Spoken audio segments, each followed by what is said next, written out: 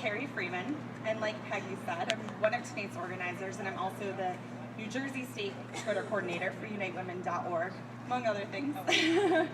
I grew up not too far from here on a horse farm in East Amwell. My parents were well educated and had good jobs. They made a good living. While this may seem like the ideal environment for a child, it was anything but. Both my parents struggled with addiction and mental illness, and I suffered severe abuse and neglect. I was locked out of my house for days at a time, forced to sleep in the barn with the animals. I was deprived of food and basic necessities and relied on my teachers, my friends, and their parents to bring me lunch at school and their hand-me-down clothes. I endured regular beatings and amassed serious injuries that still cause health problems to this day. Despite all of this, I was lucky. I lived in an upper middle class community with great schools. I had teachers who were truly invested in me and helped me believe in the promise of education. I realized at a very young age that education was my ticket to success. I lost myself in books and devoted myself to school. In the classroom, I could be someone who mattered, someone smart, someone who was praised. I could be the best. I earned straight A's and entered high school ready to tackle honors and AP classes and counting down the days until college. My home life was still hell, but I focused on the shining light that was my future. In the spring of my freshman year of high school, a few weeks after my 15th birthday, I was raped. I did not know the man who raped me. He was 23 years old and knew I was 15. I was with my older sister at her friend's house where we were spending the night. I went upstairs to get my jacket because it was getting cold outside.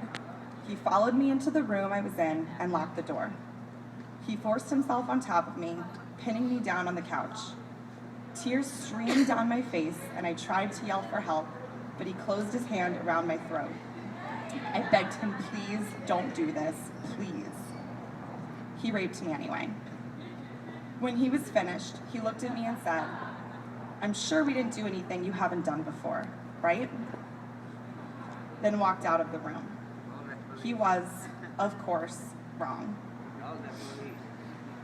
I was terrified and alone, and I didn't know what to do. Years of abuse had taught me not to seek help, but to smooth over the situation, cover it up, and pretend it didn't happen. I quickly put my clothes back on and noticed my blood covering the couch. I was humiliated and flipped the cushions over, hiding my shame. I went home the next morning and went on with my life as though nothing had happened. I told no one and tried to force myself to forget. I became depressed and started cutting myself. I didn't dare turn to drugs and alcohol, knowing what they had done to my parents. I remained committed to my goals and maintained my A average in school. I smiled, I dated, I tried to be normal. But I was not normal, and I was not okay. In the spring of my sophomore year, 1 year after the rape, I swallowed 350 aspirin in an attempt to end my life. Luckily, I survived. It took me 7 years to tell someone about my rape, to say the words out loud, to even admit to myself that it had really happened. During that time, I moved out of my house and on my own at the age of 16. I graduated from high school and attended Johns Hopkins University with the help of their top merit scholarship. I studied biology and public health and decided I wanted to be a doctor. I was healing and moving forward with my life. At college, I became involved with a number of humanitarian and volunteer organizations. I ran an after-school program for refugee children, tutored underperforming, low-income Baltimore kids, worked with Amnesty International, organized Earth Day events, and fought for a greener school, and traveled to Nicaragua to build a medical clinic and translate for the doctors. The more I did, the more I wanted to do.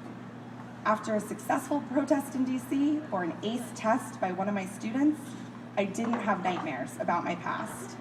I dreamed of the future of the country and my place in it. I realized that what I craved more than anything, after years of chaos and pain that I could not prevent, was control. My coping mechanisms, like those of most victims, were about regaining control of my life, of my body, of anything. It was in college while writing an impassioned plea to the president over healthcare reform that I realized this was the best form of control I had ever found. I could not stop my attacker from raping me or prevent my parents from beating me, but I could try to prevent others from suffering as I did. I had the power to change the world around me and to influence and shape society. This concept, this realization is addicting. It is all-consuming. Once you cross this line into the world of activism, there is simply no going back. To all the victims searching for meaning, for healing, for peace, I implore you to join me. You simply will not find what you are looking for in alcohol, drugs, eating disorders, or any other form of self-loathing as much as you will find it in a letter to Congress, a witty picket sign, or a helping hand to someone who has been knocked down. After I graduated from college, my life was again turned upside down. My younger sister, then 13 years old, was placed in foster care in California, where my mother had moved. I got on a plane in the middle of the night with a carry-on bag and flew to the West Coast. I didn't come back for 2 years. At the age of 22, I became the legal guardian of my younger sister, who is here with us tonight. We were able to move back home to New Jersey last summer, and I hope to adopt her this year. Parenting a teenage girl only made the problems of the world seem more severe, more immediate, and more in need of citizens committed to change. My sister is now 15, the same age I was when I was raped.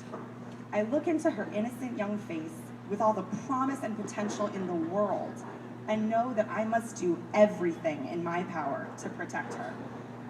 She does not deserve to have her innocence, her bodily integrity, her future stolen from her by a predator.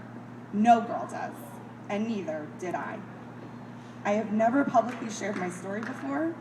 I have only confided in a few close friends and my wonderful boyfriend, who's also here tonight, about my rape. But I owe it to my sister, to everyone's sister, and to myself to stand up and demand change. It is not my shame to bear. I did nothing wrong, and I should not fear the words, "I was raped." This is his shame, his humiliation, not mine. So I will hide no longer, keep my voice silent no longer. I will fight. I ask each and every one of you to join me. Because if you are not a victim, you know a victim. You know dozens of victims. It is a statistical fact. We gather here today because 1 billion girls and women worldwide have been brutalized by gender-based violence. 1 billion. Women between the ages of 15 and 45 are more likely to die from male violence than from traffic accidents, war, cancer, and malaria combined. This is an atrocity.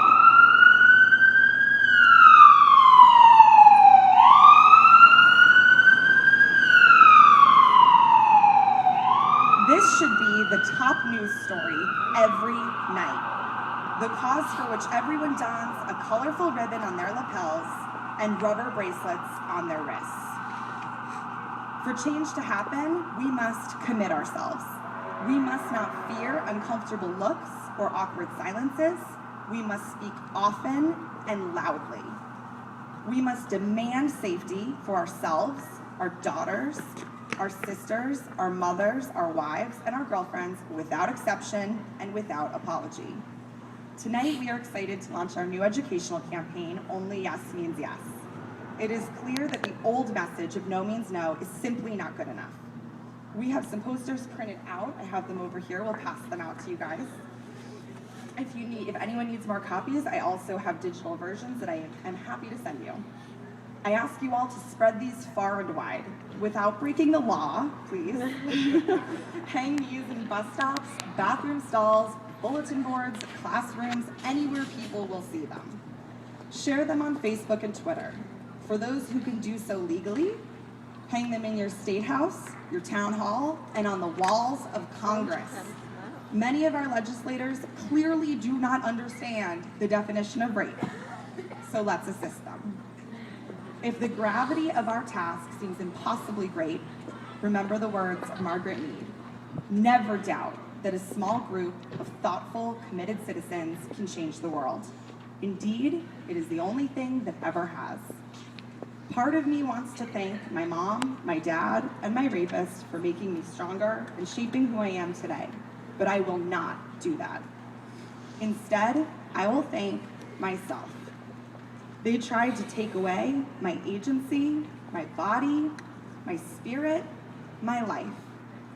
I chose not to let them. I made myself strong. I chose to become the person I am today.